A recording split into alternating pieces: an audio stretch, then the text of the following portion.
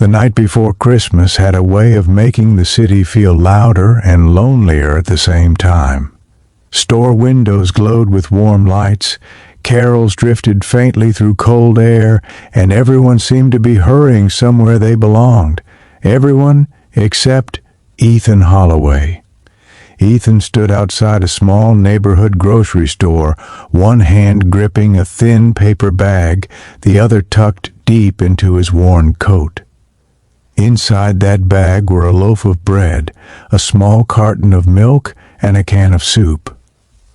His entire Christmas Eve dinner, his entire remaining budget, $18, every last cent he had just been spent. At home, his 7-year-old daughter Mila waited on a lumpy couch with a handmade paper star taped above it. She had cut it out herself, coloring it gold with a crayon that barely worked. "It's okay, Daddy," Shed said that morning, smiling in that brave way children do when they sense adult worry. "Christmas isn't about presents anyway." Ethan had smiled back, but his heart had cracked a little. Life hadn't always been this hard. 2 years earlier, Ethan had been an assistant manager at a small hardware store. It wasn't glamorous, but it paid the bills. Then illness came suddenly and cruelly, taking Mila's mother in less than 6 months. Grief hollowed Ethan out, and soon after the store closed. Since then, it had been a slow slide, temporary jobs, unpaid bills, pride swallowed again and again. Still, he never let Mila see him break. As Ethan turned to leave the store, he noticed a woman sitting on the curb near the entrance. She looked to be in her late 30s, bundled in a thin jacket, hands trembling slightly as she tried to warm them with her breath. A small suitcase rested beside her, scuffed and old. People passed her without looking. Ethan hesitated. He knew that look, the quiet panic behind tired eyes. It was the same one he saw in the mirror some mornings. He glanced down at his grocery bag. $18. That was dinner. That was breakfast. That was everything. The woman met his eyes and looked away quickly, embarrassed. "Sorry," she murmured, though she hadn't asked for anything. Ethan felt something tighten in his chest. He thought of Mila's paper star, of her saying, "It's okay, Daddy," of how kindness had once come to him from strangers when he'd least expected it. Before his fear could talk him out of it, Ethan knelt down. "Hey," he said gently, "have you eaten today?" The woman shook her head. "I'm fine, really." He opened the bag anyway, pulling out the bread and soup. "Please," he said, "it's cold. Y'all need it." Her eyes widened. "I can't take that." "That's your food." Ethan smiled softly. "He'll figure something out. I always do." That wasn't entirely true, but hope often wasn't either. After a long pause, she accepted the bag, her hands shaking as she held it. "Thank you," she whispered. "My name's Grace Linton. I just got off a bus. Things didn't work out the way I planned." Ethan nodded. They rarely do. He reached into his pocket and pulled out the last few crumpled bills. He hesitated for half a second, then placed them gently on top of the bread. Grace's breath caught. "You don't have to—" "I know," Ethan said, "but I want to." She covered her mouth, tears spilling freely now. "You don't even know me." "Maybe not," Ethan replied. "But I know what it's like to need help." They shared a quiet moment, the city noise fading into the background.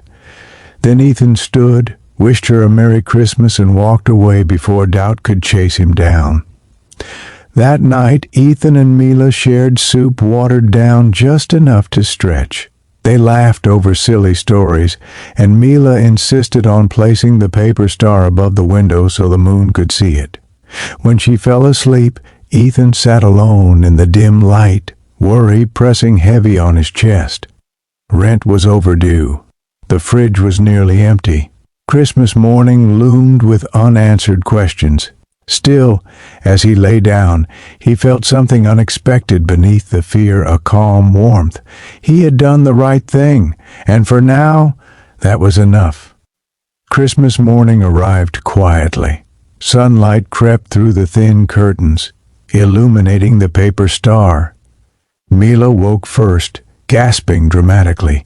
"Daddy, it's Christmas!" She ran to him, arms flung wide. "I don't care about presents," she announced proudly. "This is already my favorite day." Ethan hugged her tightly, swallowing hard. A sudden knock at the door startled them both. Ethan frowned.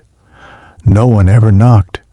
He opened the door cautiously. Standing there was Grace, but she looked different.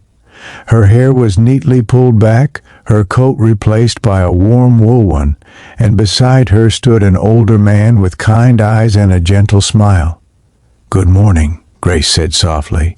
"I hope we're not intruding." Ethan blinked. "Grace, is everything okay?" She nodded. "More than okay. May we come in?" "Inside," Grace explained. The suitcase, the cold night, the hunger, it had all been real. But what Ethan hadn't known was that Grace had been traveling to meet her estranged father, Harold Linton, after years of silence. Pride and fear had kept them apart until circumstances forced her to try. "I lost my wallet on the way," she said. "I was too ashamed to call him. When you helped me, it reminded me that I wasn't alone. I called him that night." Harold cleared his throat. "If it weren't for your kindness, my daughter might have slept on the street on Christmas Eve." Grace reached into her bag and pulled out an envelope. "We didn't come to repay you," she said quickly. "What you did can't be bought, but we want to help." Inside the envelope was not just money, but a handwritten letter. Harold owned a small construction company. He needed someone dependable, someone honest. "Anyone who would give away their last $18, Harold said, is someone I trust." Ethan's hands trembled as he read. Tears blurred the words. Mila tugged at Grace's sleeve. "Are you an angel?" she asked seriously. Grace laughed through tears. "No, sweetheart, just someone who was helped by your dad. That Christmas morning didn't turn Ethan into a rich man. Problems didn't magically disappear. But something had shifted. He had a job, a chance, and more importantly, proof that kindness, real kindness, has a way of echoing back when you least expect it." As snow began to fall outside, Ethan looked at his daughter, at the paper star glowing in the light, and felt hope settle quietly into his heart. Sometimes the greatest gift isn't what you receive. It's what you choose to give, especially when it's all you have.